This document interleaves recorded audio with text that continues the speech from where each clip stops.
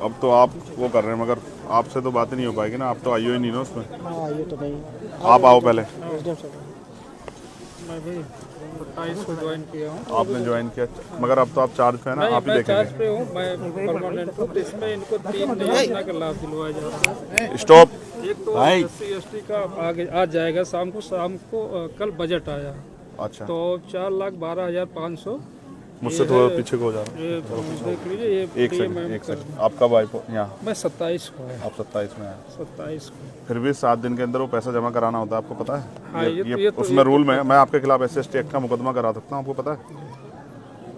नहीं पता तो मैं आपको बता देता हूँ कि अगर आपने 7 दिन में पैसा इनके खाते में नहीं भेजा ना, CO साहब को भी, CO साहब और आप पे दोनों मुकदमा करा, DM साहब पे भी 1 मिनट लगी कराने में। बहुत छोटा सा काम है मेरे लिए, चुटकी भर का। आप चाहोगे मुकदमे में फंसना? ये अच्छा नहीं है। दूसरी बात, अभी तक इस परिवार को परमानेंट सुरक्षा नहीं मिली और आप जानते हैं क्या माहौल है। ठीक है, PSC लगी हाँ, आप पहले परमानेंट सुरक्षा ऑर्डर कराओ इनके लिए। लगी है। ठीक है, PSC ठीक है, अच्छी बात है लगी, लेकिन परमानेंट सुरक्षा का ऑर्डर कराओ। ये कहीं जाएंगे तो क्या करेंगे? कहाँ जाएंगे? PSC बंद के बैठ जाएंगे? इनके बच्चे क्या स्कूल नहीं जाएंगे क्या? हमारी ये जिम्मेदारी है कि यहाँ सुरक्षित माहौल बने। वो कैसे बनेगा? वो तब बनेगा जब हम इसको प्रशासन के माध्यम से। यस, और वो नहीं बन रहा है। आप इस बात को समझ सकते हो, मैं इस बात को समझ रहा हूँ और आप भी समझ लो, नहीं बन रहा है वो। अगर वो बनता तो शायद इनको मेरी जरूरत नहीं पड़ती, ये आपके फिर भरोसा करके चैन से घर बैठ जाते, क्योंकि इस वर्दी में बहुत ताकत है। इस वर्दी को देख के आदमी महसूस करता है कि अब मैं सुरक्षित हूँ। और इसी वर्दी पे ना ये जो शेर का निशान है, ये हम सबको पावर देता है, ताकत देता है हमें। अब आप महसूस करो, या इतने वर्दी वालों के होते भी वो सुरक्षित नहीं महसूस करे, तो कारण क्या है? मेरे पे क्या है? मेरे पे थोड़े शेर का निशान है, तो शेर का निशान आपके माथे पे है। तो हमें उनको सुरक्षित माहौल देना है। मैं नहीं मानता अगर वो यहाँ रहेंगे तो सुरक्षित रहेंगे। तो SC/ST एक्ट में प्रावधान है कि हम उनको यहाँ से, जबकि होना तो चाहिए, एक्ट में तो ये कहता है कि अगर परिवार असुरक्षित है तो चाहे पूरा गांव बदलना पड़े, पूरे गांव को वहाँ से पलायन कराना पड़े, ये कहता है एक्ट तो। लेकिन मैं चाहता हूँ ना, आप कोशिश करें तो ये परिवार यहाँ से अगर कहीं और शहराबाद में शिफ्ट हो जाए तो ये अपना जीवन जी सकते हैं। घटना होगी, मैं उससे नहीं कह रहा हूँ, उस पर बार बार चर्चा नहीं करना चाहता हूँ, लेकिन अब हमें ये साबित करना है कि हमारे यहाँ कानून व्यवस्था अच्छी है और हमारे यहाँ हर आदमी अपनी ड्यूटी कर रहा है।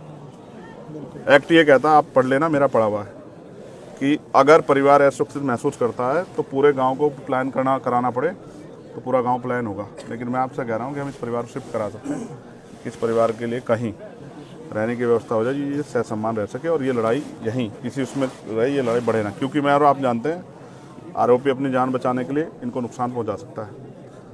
मैं एक बात से सहमत नहीं हूँ, जब पीड़ित वो छोटा बच्चा जिसने देखा, उसकी पत्नी कह रही है कि मोहित मौके पे था, फिर उसको इग्नोर नहीं किया जा सकता है। आप ऐसा मत करो कोई भी, आप उसको अरेस्ट करो। ठीक है, अरेस्ट करो और कोर्ट में चार्जशीट में बताओ क्या है, वो है या नहीं है। उसको ऐसा मत करो कि उसको खुली छूट मत दो, इससे न्याय नहीं होगा, बिल्कुल नहीं होगा ऐसे न्याय। आप उसको अरेस्ट करो, सबसे पहले उसको अरेस्ट करके जेल भेजो और अपनी चार्जशीट में बताओ क्या है। कोर्ट को बताना कि भाई आपने क्यों उसको किया, आपने FIR है ना नामजद उसके खिलाफ। आप जज मत बनो, सब लोग जज बनना गलत है, ये आपका काम है ही नहीं है, मेरा आपका काम नहीं ना, ये कोर्ट का काम है। अगर ये हत्या किसी दलित के बच्चे ने कर दी होती ना, तो आप तो पूरे परिवार को चौराहे पर ला देते। पुलिस में जानता हूँ अच्छी तरह से, ठीक है, उनके मकानों पर बुलडोजर चल जाता। मैं नहीं चाहता किसी को घर बुलडोजर चले, मेरे उसके परिवार से कोई लड़ाई नहीं। लेकिन आप मोहित को अरेस्ट करो, जब वो उसकी पत्नी कह रही है, वो आई विटनेस है ना, उसका बेटा भी, वो भी कह रहा 12 साल का कि वो मौके पे था। तो आप कोई फैक्ट पे मत जाओ, अभी फैक्ट आप कोर्ट में पेश करना, उसकी बेल के टाइम दे देना, उनकी मदद कर देना, मुझे कोई दिक्कत नहीं है। लेकिन अब आप उसे गिरफ्तार करो। और अगर आप ये सोचते हो कि भाई गिरफ्तार नहीं करेंगे तो फिर मुझसे कोई उम्मीद मत करो। बिल्कुल, मैंने तो कह दिया कि हम 8-10 दिन बाद एक बड़ा प्रोटेस्ट करेंगे और अनिश्चितकालीन करेंगे। बिल्कुल, मुझे कोई वो नहीं है, मेरे पास कोई ऐसा मेरी नौकरी नहीं है ना, मैं कोई ऐसा मैं सदन में मेरे बगैर नहीं चलेगा। मैं नहीं जा रहा हूँ कहीं भी, मैं तो आ जाऊँगा। आप तय कर लो अपने, उससे मैंने आपको बता दिया 2 चीज़ें। एक, आप लाइसेंस की व्यवस्था कराओगे उनको, आर्म्स लाइसेंस उनका बनवाओगे, ये दोनों बच्चों का, ये इनका राइट है। 2 भाई हैं ये, दोनों भाइयों, क्योंकि इनको तो खतरा है ना, इनको तो चाहिए आर्म्स लाइसेंस। मुझे और आपको थोड़ा चाहिए, जिसको खतरा उसी को जरूरत है ना भाई। आर्म लाइसेंस किस लिए? उसी के लिए ना जो जिसको खतरा है सुरक्षा में। तो जिनके भाई की डेथ होगी और जिनके परिवार में पहले से भी, मैं पहली घटनाओं पर नहीं जा रहा ना कि वो संदिग्ध मान रहा हूँ मैं उनको, लेकिन उनको तो अभी तो उनका ताजा हुआ है ना, और उनको धमकी मिल रही है। कौन है वो? विजय सिंह, क्या नाम बता उसका? विजय सिंह जो धमकी दे रहा है, ये क्या बात हुई? क्यों शर्मा जी, ऐसे धमकी मिलेगी तो फिर पुलिस का क्या फायदा? उसको कहो ना धमकीबाज को, हैसियत में रहना। क्या हो गया कि मर गए क्या लोग इस देश में? क्या नाम है उसका? विजय सिंह। वो पहले भी कई बार जेल वेल गया, ये उसकी बेल वेल कराता तो जेल गया है। ऐसा मत सोचो ना, ये ऐसा माहौल मत बनने दो ना आपकी वर्दी पे साख पे बात आ जाए, ऐसा क्या होगा? आपके लिए भी जाति में मायने रखती है? मुझे तो नहीं लगता मायने रखती है, बिल्कुल नहीं रखनी चाहिए। जब आपने वर्दी पहन ली और आप उस कुर्सी पे बैठ गए तो कोई जाति नहीं हो सकती है। कोई जात नहीं है। तो इसलिए आपसे कह रहा हूँ, एक तो उसको विजय को समझाओ कि अपनी हैसियत में रहे, उससे बाहर ना जाए। अगर वैसा मन हो तो फिर ये खराब हो जाएगा, और हम किससे कमज़ोर नहीं है, ये बात अच्छी तरह समझ लें। और हमने कई बार राजीव हमारे यहाँ रह गए, वो जानते हैं, हम उसमें पढ़ना नहीं चाहते, बिल्कुल कह रहा हूँ, बिल्कुल। लेकिन अगर बच्चों पे आँच आ गई ना तो मुझसे नहीं बुरा होगा कोई, ये बात आप सोच लेना। नहीं अगर आप किसी ने मुझे बताया ना, मैं इनसे मैंने नहीं दिया नंबर, इनको टच में रहूँगा। अगर इन्होंने कहा धमकी कोई दे रहा है तो फिर मैं यहीं आके बैठ जाऊँगा, निश्चिंत रहिए, मैं नहीं जाऊँगा, मेरा घर है। फिर आप अपने आप संभालना। प्रॉब्लम नहीं कि वो हम देख लेंगे इसको, बिल्कुल निश्चिंत रहिए। एक इनका पारिवारिक लाभ अलग कर दिया गया है, ठीक है। एक जो है मुख्यमंत्री बाल सेवा योजना, ठीक है, वो कर दिया गया, वृद्धावस्था पेंशन कर दिया गया। और आप रहने वाले कहाँ के? मैं अम्बेडकर नगर का हूँ। Very good. मैं आपसे रिक्वेस्ट कर रहा हूँ, आपकी कलम में बहुत ताकत है, और डीएम साहब से मैं कहूँगा, एक तो इनके लिए पेंशन का प्रावधान है, इसकी माता जी के लिए वो पेंशन का प्रावधान आप कर सकते हैं, जबकि इसमें कल ही चर्चा हुई है। हो गया आप भी जानते हैं ना भाई, कल से पहले चर्चा नहीं हुई ना। 27 को ज्वाइन किया तो मुझे पता चला, तो मैं फिर आकर एक्टिव किया। आप महसूस करो ना, कल ही इनसे आधार कार्ड मांगे ना, ये नहीं हुआ है। देखो, अगर आप ही सब लोग अपने आप सही कर देते ना तो मेरी जरूरत नहीं पड़ी। क्या करेगा चंद्रशेखर? मैं भी आपसे ही कहूँगा ना भाई, मैं किसे कहूँगा? तो नहीं हुआ, वो सच बात बता रहा हूँ, नहीं हुआ, उस तरह से नहीं हुआ। हो सकता है कोई दबाव को प्रेशर हो। आधार कार्ड ज्वाइंट खाते के लिए मांगे गए होंगे कल वो सबसे पहला वो है, वो एक्ट का हिस्सा है, वो हमारी ताकत है। पहले आप ये बताओ, ये लड़ेंगे कैसे ये अपने भाई? अगर वो बेल के लिए हाई कोर्ट चला जाए, यहाँ उसको बेल ना मिले 302 में, वो हाई कोर्ट चला जाए, तो ये हाई कोर्ट जाके उसको अपोज कैसे करेंगे आप बताओ? उसमें चिन्हित भी करा दिया उसके बाद को, यहीं से जल्दी उसे सजा कराने का भी प्रोसेस चल रहा है। नहीं तो उसको ना फास्ट ट्रैक कोर्ट में हम लेके जाएंगे, तब वो होगा। लगवा दिया है, ठीक है, और जल्दी से जल्दी उसको सजा। मैं ये बात आपसे इसलिए कह रहा हूँ, ऑपरेशन कन्विक्शन चल रहा है, उसमें उसको करा दिया गया। सीरियसली कह रहा हूँ। जब मुख्यमंत्री से बात करते हैं हमें बड़ी खुशी होती है कि भाई ये न्यायप्रिय प्रदेश बन गया, कानून व्यवस्था अच्छी। और जब ऐसी घटनाएं होती है और उसमें अधिकारी कर्मचारी का रोल ऐसा होता है ना, तो बहुत अजीब लगता है कि क्या दलितों के लिए, मैं नहीं कह रहा था वो, मगर ये सच है, कहना पड़ेगा, क्या दलितों के लिए कानून अलग है क्या देश में? नहीं, वो तो संविधान से ही चलता है, तो संविधान। फिर ऐसा कैसे?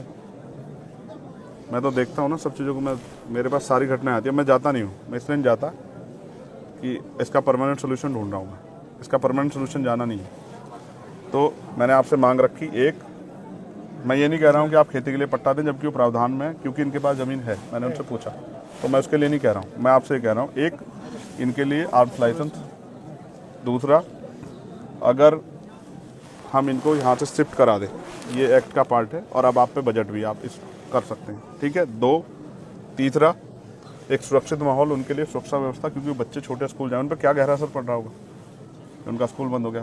कभी तो उनके मन में आएगा ना 2-4 दिन में कि हम स्कूल क्यों नहीं जा पा रहे, उनकी माँ क्या कहेगी कि उत्तर प्रदेश में कानून व्यवस्था ऐसी कि आप जा नहीं सकते क्योंकि मर जाओगे। ये तो आपकी साख पे सवाल खड़ा हो जाएगा।